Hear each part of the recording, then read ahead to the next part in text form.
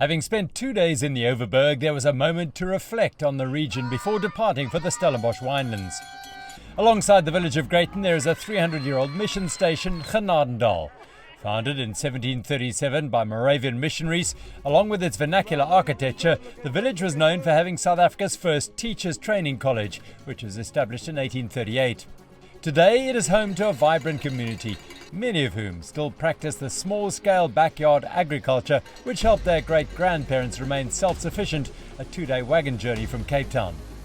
The final loop of the region saw the CM.com women's race animated once more by BMC MTB Racing's Pauline Ferrand-Prévot and Robin de Groot.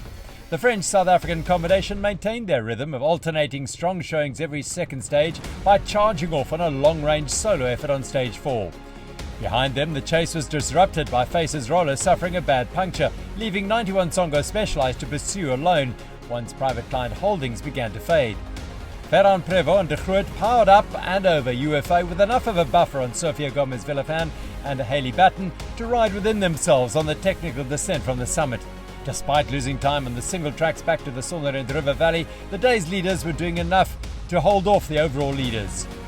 In so doing, BMC MTB Racing won their third stage of the 2022 Absa Cape Epic and moved up into second on the general classification. 91 Songo Specialized were second and Private Client Holdings third. I was completely over the moon, so I kept pushing and Robin did a super good to follow also on the downhill. So it was a really good day for us, and for sure we will celebrate a bit tonight with a drink because it's the third win in Cape Epic, so it's super nice. After 5 days of racing, Sophia Gomez-Villafan and Hayley Batten lead the CM.com women's general classification standings by 11 minutes and 6 seconds over Pauline Ferrand-Prévot and Robin de Groot. Candice Lill and Mariska Strauss are third, another 4 minutes and 38 seconds back. In the men's race, stage 4 saw more aggressive riding by Speed Company Racing. The German team made the stage tough from the gun, forcing the pace until the group split to the top teams. Canyon Northwave, Toyota 91 Specialized, Bulls, Buff Magamo, Willia Pirelli, Imbuco Type Dev, Santa Cruz and Scott Calabandida were initially able to follow. But as the day wore on, the group splintered further, with punctures taking their toll too. After the magnificent Barkenskorp single tracks, the top 3 teams found themselves in a protracted pursuit. Matt Beers and Chris Blevins were the first to catch Georg Agger and Lucas Baum. A short while later, Andreas Seewald and Martin Stosek joined the front group too. UFA could not split the leading teams, and it looked like the day would end in a sprint. But Beers and Seewald snuck off the front, allowing Blevins to outfox the Speed Company Racing men. The Americans secured the stage win for Toyota 91 Specialized. Stosek was second for Canyon Northwave, ahead of Egger and Baum in third.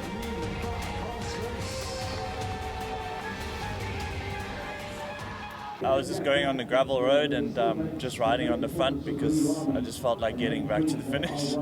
And looked back and there was a gap. And Seewald was with me, and we both said, well, let's just go. I think everyone knows that Chris is an absolute rocket, so they knew they're going to have their hands full. And I also knew, I was like, as long as I just get past that finish line, he should have done all the work. And he did. It was I think quite a cool, just a different way of playing the partner game in the Epic, which makes it so unique, I think. The result allowed Andreas Seewald and Martin Stosek to extend their general classification advantage over Georg Agger and Lucas Baum to 4 minutes and 48 seconds. Matt Beers and Chris Blevins were a further 2 minutes and 12 seconds back. The second transition stage of the race would provide 115 kilometres of opportunities to make up or lose time. In addition to the ultramarathon distance of stage 5, the route featured 2,400 metres of climbing, located almost entirely in 3 major passes. The first was Rusty Gate, a 7-kilometre climb with a 10% average gradient. The second was Franschhoek Pass from the easier southern approach. The final major ascent of the day was the Helshoogte Pass, following the single track on the road reserve before heading upwards onto Botmaskorp. This allowed for a thrilling descent on the old World Cup downhill trail into Stellenbosch. Inside the final 3 kilometres, the kick up the Heartbreak Hill provided the last opportunity to make a gap if teams reached the finale together.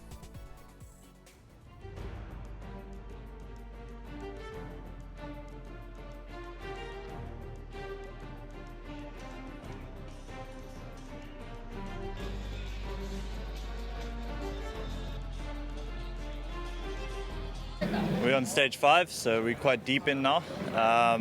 Yeah, it's the second longest day, so today we're gonna definitely, I think everyone's gonna try and, well, the top 3 teams are gonna try and get away from each other, and so it's gonna be a bit of a ding-dong battle up this first climb. And a climb like this is pretty honest, like if your legs can't go, you can't go. So I think it'll just be about trying to go with the correct moves, and yeah, and then if so, then hopefully get an opportunity to try and get away.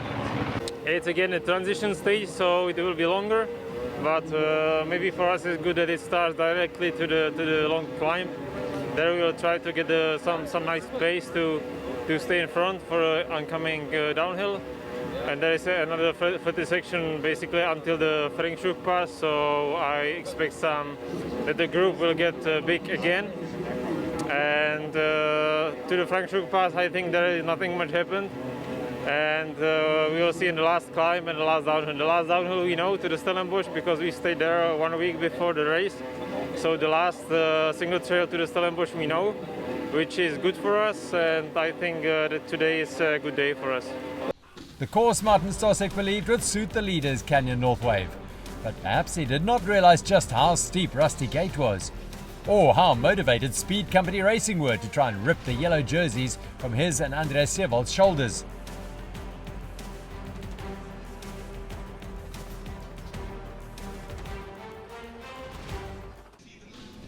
In the CM.com women's race, the leaders, 91 Songo Specialized, had prepared for the challenging start provided by the climb from the gun. Yeah, the other days I haven't been really doing a warm-up at all, and today I did because, yeah, it's literally straight into a climb, and we'll climb for about 30 minutes or so, so it's obviously important. I mean, any climb with this group of riders is a good time to break it up early on, so we'll see what happens out there. With Rusty Gate to break up the field, the top women's teams were motivated from the start to race at a high pace. As such, 91 Songo Specialized and Faces Roller charged off the fields of Elandskloof, eager to get climbing.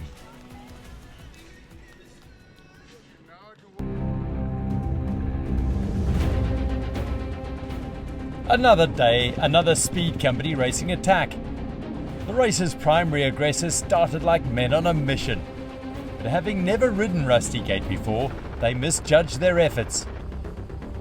After racing to an early lead, Lucas Baum's lights went out.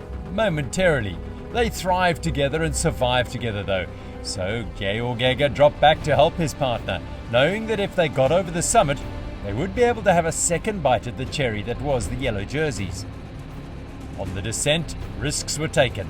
The lead group, which had summited with some semblance of order, was torn to pieces by the precipitously steep drop towards the Theewaterskloof Dam.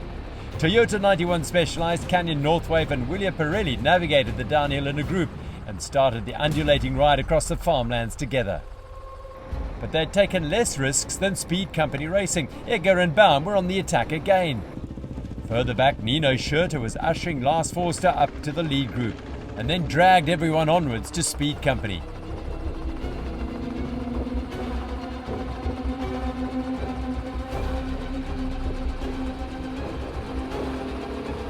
On a kicker, Baum and Egger accelerated again, snapping the elastic which held the group to their wheels. In the chase that followed, Forster went down. A luckless Swiss rider's crash turned his handlebars perpendicular to his front wheel, but fortunately appeared to leave him with no more than a set of nasty bruises. Battered and deflated, he regained his composure. His Scots Ram partner Schurter came back to check on him and helped with the righting of his bars. Despite the firepower cooperating behind, the Speed Company team continued to charge ahead, stretching their advantage with every angry pedal stroke. Could they feasibly hold off the chase for 90 kilometers? The question could never be answered as Egger and Baum missed a route marker and charged off course. Heading right when they should have forged straight ahead, they only realized their error, having gone on a significant way in the wrong direction. Turning around to retrace their steps cost them around 4 minutes.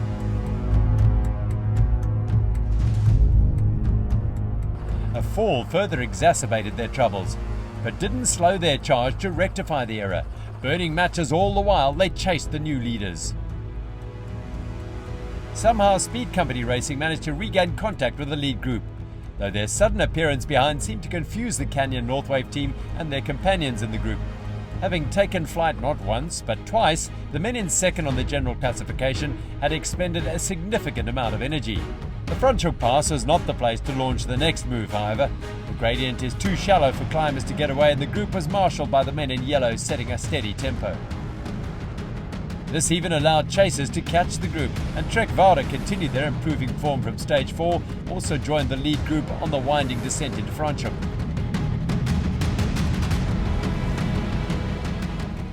Upon reaching the valley floor, the group sat up to assess its composition. Sensing their opportunity, the Imbuco Type Dev team struck with a perfect pincer movement. Taking advantage of a moment of uncertainty, Peter de Toy and Marco Hubert attacked on the left and right hand side and surged clear, racing into the Berg River Dam trails with a howling southeaster at their backs.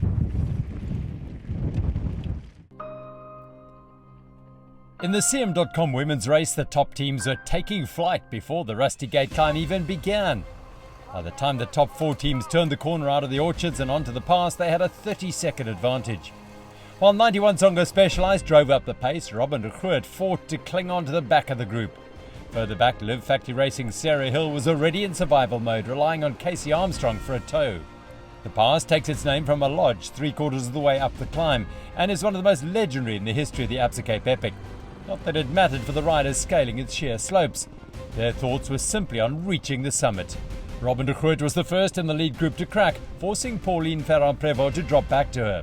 The BMC MTB team was soon joined off the back by Private Client Holdings. The Marie Rabi and Hayley Preen were not suffering nearly as much as de Groot. Ariane Luthi, for her part, was struggling with a viral flare-up. She and Amy Wakefield were simply riding to complete the race, nursing Luthi to Val de Vie. Feeling good and racing at the sharp end, the 94 Songo Specialized and Faces roller teams forged ahead, bombing towards the Teerwaterskloof Dam.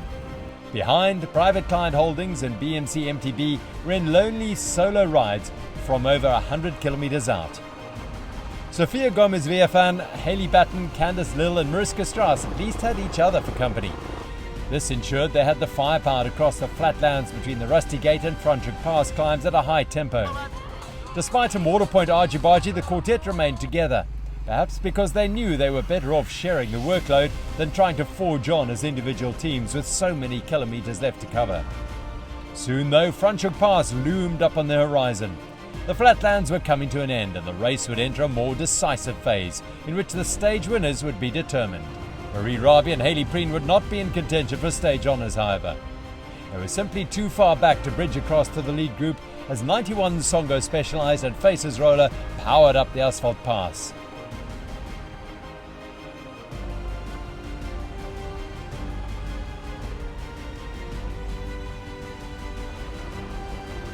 After the rocky trails of Greyton, the smooth tarmac must have been bliss, especially for the riding wounded like Robin de Groot.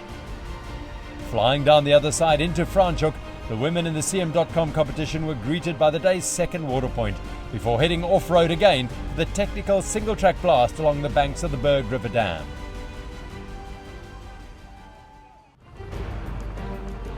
Having charged through the Golden Leaf community-built trails along the banks of the Berg River Dam, extending their lead all the while, the Imbuco Type Dev team rocketed through Ludus Magnus, crossing the Berg River on the low water causeway and flew into the Boschendal trails.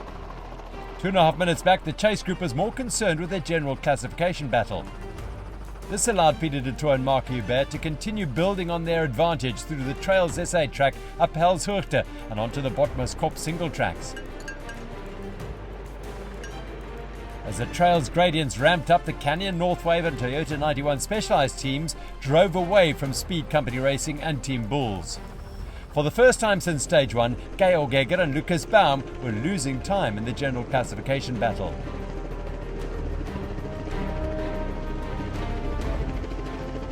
Up ahead, Imbuco Type Dev were gaining time.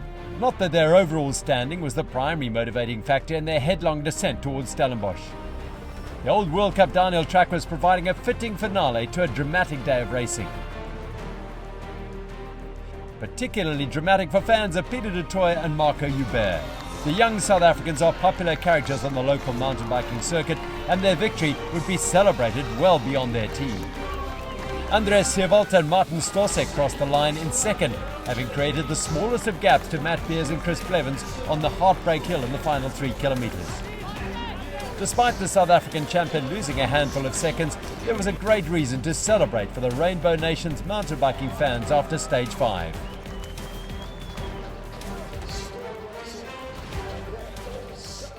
Yeah, incredible. My first ever stage win at a Cape Epic. Always tried my best for it, and today with Marco, what a day. Like, we really thought we will be able to podium today. But after starting with that rusty gate climb, we were off the bunch.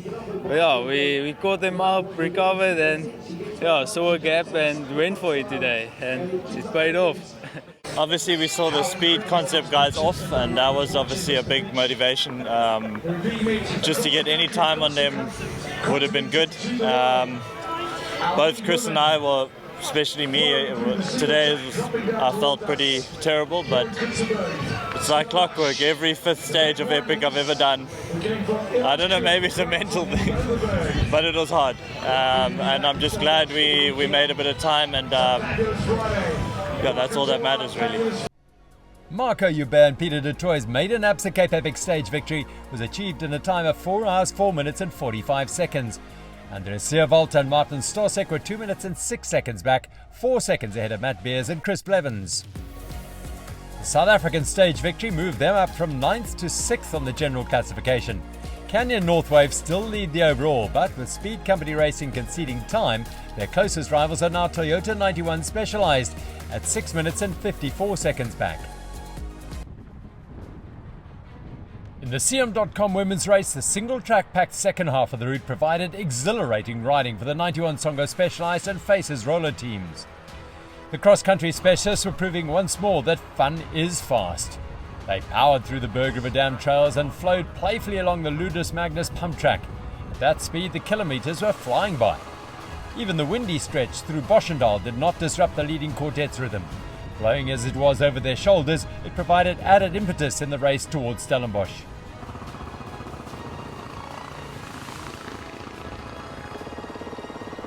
In third on the trails, Private Client Holdings was still engaged in a lonely race. For the third stage in a row, Marie Rabi and Hayley Preen were effectively team time trialling through much of the stage. On Botma's Kop inside the last 10 kilometres, 91 Songo Specialized proved to be the stronger team. Yet Sophia Gomez-Villafan and Hayley Batten could not quite shake Candice Lill and Mariska Strauss. As such, the margin of victory was close but comfortable, while Marie Rabi and Hayley Preen's third position was more decisively achieved. The 91 Songo Specialized, Faces Roller and Private Client Holdings team now appear to be the strongest teams heading into the last 2 stages.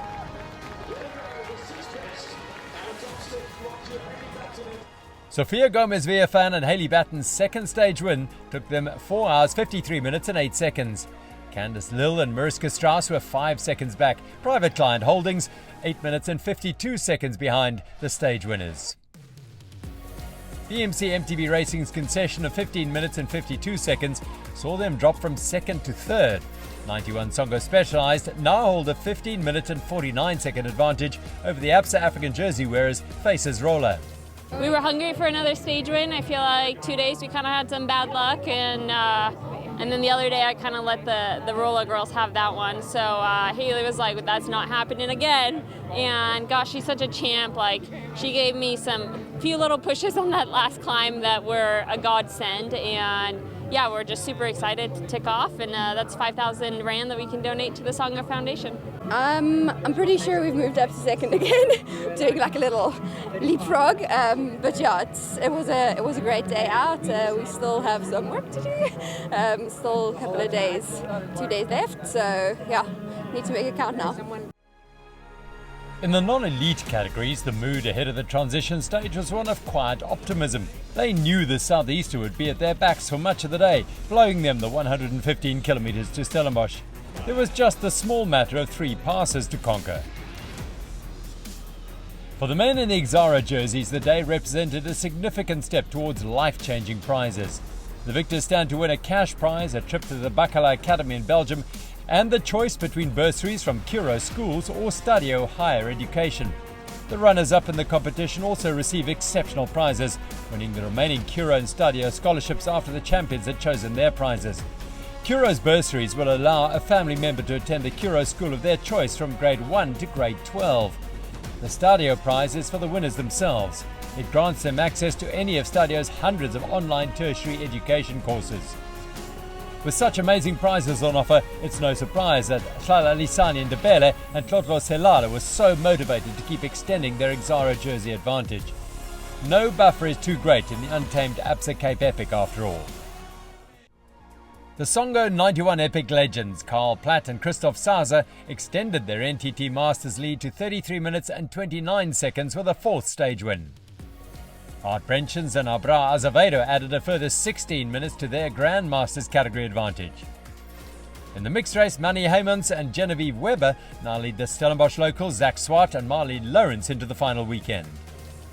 In the Exaro jersey competition, Hlala Lisani Ndebele and Tlotlo Selala of Exaro Academy 1 extended their advantage over City Changer Life riders Nhlanhla Tembu and Luvuyo Siasi. The penultimate stage of the race represents the final opportunity to make significant time gains. Featuring 2,700 metres of climbing in just 76 kilometres, it's a typically brutal Absa Cape Epic stage. It's not all suffering and climbing, however. Having conquered Botmaskop, the teams will descend into the Bannock Valley for some single-track fun. They will, however, have to climb back out through Takara on the Helshoogte summit and along a high mountain ridgeline into Jonkershoek. There, more thrilling trails await before a sprint down the valley leads the riders home to Stellenbosch for the final night in the race village.